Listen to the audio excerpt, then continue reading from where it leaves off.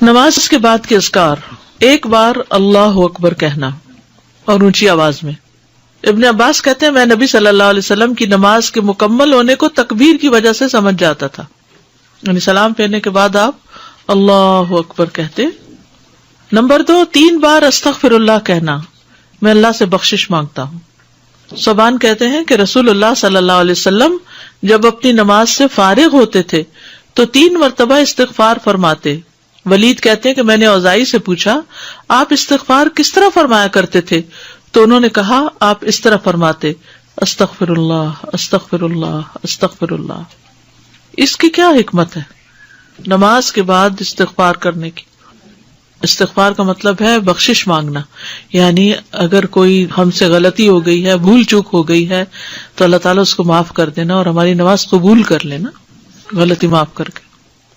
Number 3، اللہم انت السلام ومنک السلام تبارکت ذی الجلال والاکرام۔ اس کے بعد تسبیحات، 33 بار سبحان اللہ، 33 بار الحمدللہ، 33 بار اللہ اکبر، اور 100 پورا کرنے کے لیے لا الہ الا اللہ وحدہ لا شریک لہ لہ الملک ولہ الحمد وہو علی کل شیء قدیر۔ ابو ہریرہ رضی اللہ عنہ سے روایت ہے کہ جس نے ہر نماز کے بعد 33 مرتبہ سبحان اللہ، 33 مرتبہ الحمدللہ اور 33 مرتبہ اللہ اکبر کہا تو یہ 99 کلمات ہو گئے، اور 100 کا عدد پورا کرنے کے لیے لا الہ الا اللہ وحدہ لا شریک لہ لہ الملک ولہ الحمد وہو علی کل شیء قدیر کہہ لیا تو اس کے سارے گناہ معاف کر دیے جائیں گے، اگرچہ وہ سمندر کی جھاگ برابر ہوں۔ 1.5 منٹ لگتا ہے، 1.25 منٹ لگتے ہیں جس میں آپ یہ سارا عمل کر سکتے ہیں، اور اللہ سبحانہ و تعالیٰ کو وہ عمل زیادہ پسند ہے جو روزانہ کیا جائے، ادومہا، دوام سے کیا جائے، اللہ کہ کوئی مجبوری ہو۔ اس میں آپ دیکھیے نماز پڑھ لی آپ نے 10 منٹ میں، فرض پڑھ لیے تو یہ 2 منٹ میں کیا مشکل ہے، 2 سے بھی کم منٹ لگتے ہیں۔ بعض روایات میں اللہ اکبر 34 بار پڑھنے کا بھی آتا ہے۔ یہ تسبیحات 10 دفعہ بھی پڑھی جا سکتی ہیں۔ عبداللہ ابن عمر سے مروی ہے کہ نبی صلی اللہ علیہ وسلم نے فرمایا 2 خصلتیں یا 2 عادتیں ایسی ہیں کہ اگر کوئی مسلمان بندہ ان کی پابندی کر لے تو جنت میں داخل ہوگا۔ پابندی اور وہ بہت آسان ہے مگر ان پر عمل کرنے والے بہت کم ہیں۔ ایک یہ ہے کہ ہر نماز کے بعد 10 مرتبہ سبحان اللہ، 10 مرتبہ الحمدللہ اور 10 مرتبہ اللہ اکبر کہے تو زبان کی ادائیگی کے اعتبار سے 150 بار ہے، یعنی ساری نمازوں میں، مجموعی طور پر 5 نمازوں کے بعد، اور ترازو میں 1500 ہوں گے۔ اور جب سونے کے لیے اپنے بستر پر آئے تو 34 بار اللہ اکبر، 33 بار الحمدللہ اور 33 بار سبحان اللہ کہے۔ زبان کی ادائیگی کے اعتبار سے تو یہ 100 ہے، مگر میزان میں یہ تسبیحات 1000 ہوں گی۔ رات کو جو سوتے ہوئے پڑھے جاتے تسبیحات فاطمہ، سب تھکاوٹ اتارنے کے لیے۔ یقیناً میں نے رسول اللہ صلی اللہ علیہ وسلم کو دیکھا، آپ انہیں اپنے ہاتھ سے شمار کرتے تھے۔ صحابہ نے پوچھا اللہ کے رسول یہ کیسے ہے کہ یہ آسان عمل ہے مگر ان پر عمل کرنے والے تھوڑے ہیں؟ آپ نے فرمایا سوتے وقت میں کسی کے پاس شیطان آ جاتا ہے اور پہلے اس سے کہ وہ تسبیح پوری کرے وہ اسے سلا دیتا ہے، اور اسی طرح اس کی نماز میں شیطان آ جاتا ہے اور یہ تسبیحات پڑھنے سے پہلے ہی کوئی کام یاد دلا دیتا ہے۔ 25 بار تسبیحات پڑھنا، یعنی یہ بھی جائز ہے، ٹھیک ہے۔ آیت الکرسی، جنت میں جانے کا راستہ۔ رسول اللہ صلی اللہ علیہ وسلم نے فرمایا جو شخص ہر فرض نماز کے بعد آیت الکرسی پڑھے اس کو موت کے علاوہ کوئی چیز جنت میں جانے سے نہیں روک سکتی۔ سبحان اللہ۔ یعنی نماز پڑھی اور نماز کے بعد آیت الکرسی پڑھ کے آپ دیکھیے کتنی دیر لگتی ہے، شاید ہارڈلی منٹ بھی نہ لگتا ہو، اور یہ سب سے افضل آیت ہے۔ اس کے پڑھنے سے ایک محافظ آ جاتا ہے اور شیطان قریب بھی نہیں پٹکتا، جنات سے بچانے والی آیت ہے یہ۔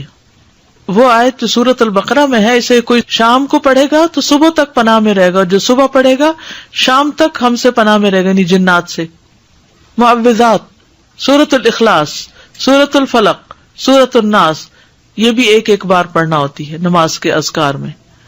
عقبہ بن عامر کہتے ہیں کہ رسول اللہ صلی اللہ علیہ وسلم نے مجھے حکم دیا تھا کہ میں ہر نماز کے بعد معوذات پڑھا کروں۔ ربی اعنی علی ذکرک و شکرک و حسن عبادتک۔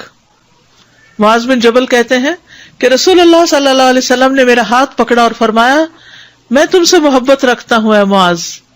میں نے عرض کیا میں بھی آپ سے محبت کرتا ہوں یا رسول اللہ. تو رسول اللہ صلی اللہ علیہ وسلم نے فرمایا تم پابندی سے ہر نماز میں یہ دعا مانگا کرو رب اعنی علی ذکرک و شکرک و حسن عبادتک.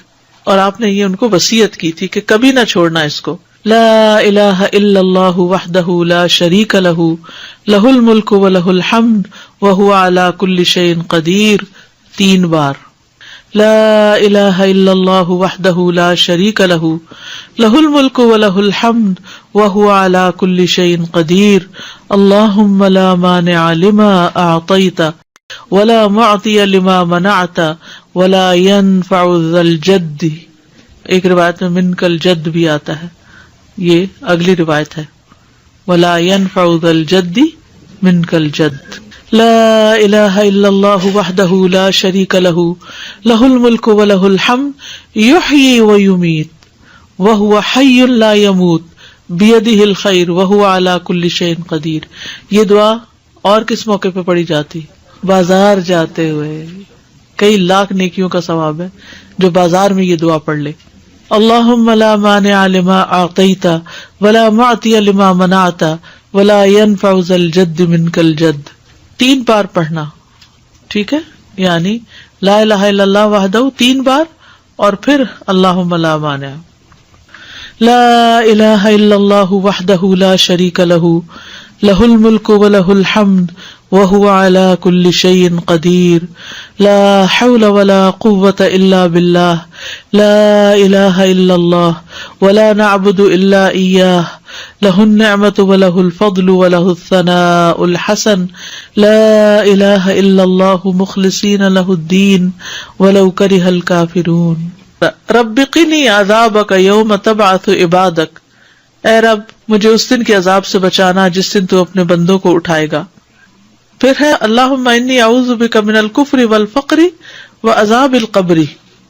کفر، فقر اور عذاب قبر سے تیری پناہ میں آتا ہوں اے اللہ. پھر اللہم اغفر لی ما قدمت وما اخرت وما اسررت وما اعلنت وما اسرفت وما انت اعلم به منی انت المقدم وانت المؤخر لا الہ الا انت. یہ اگلے پچھلے ظاہری باطنی سب گناہوں کی معافی کا اعلان ہے اس میں. سبحانک اللہم وبحمدک استغفرک واتوب الیک. اچھے عمل پہ مہر لگانے والے کلمات ہیں یہ. یعنی جو شخص کسی مجلس میں بیٹھے پھر اس سے کچھ غلط باتیں ہو جائیں تو جب یہ کلمات آخر میں پڑھے گا تو وہ معاف ہو جائیں گے، کفارہ ہو جائے گی اس مجلس کا. رب اغفر لی وتب علی انک انت التواب الغفور. ایک انصاری صحابی کہتے کہ میں نے رسول اللہ صلی اللہ علیہ وسلم کو نماز کے بعد یہ دعا 100 دفعہ پڑھتے ہوئے سنا. رب اغفر لی وتب علی انک انت التواب الغفور. پھر اللہم انی اعوذ بک من الجبن واعوذ بک ان ارد الی ارذل الامور واعوذ بک من فتنۃ الدنیا واعوذ بک من عذاب القبر. پھر ہے اللہم اغفر لی وارحمنی واہدنی وارزقنی.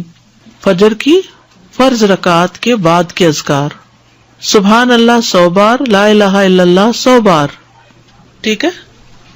100 دفعہ والے 2 اذکار. ابو ہریرہ کہتے ہیں کہ رسول اللہ صلی اللہ علیہ وسلم نے فرمایا جو صبح کی نماز کے بعد 100 دفعہ سبحان اللہ اور 100 دفعہ لا الہ الا اللہ پڑھے اس کے گناہ معاف ہو جائیں گے اگرچہ وہ سمندر کی جھاگ کے برابر ہوں. سلام کے بعد تشہد کی حالت میں کسی سے بات کیے بغیر ذکر کرنا، کسی سے بات کیے بغیر ذکر کرنا.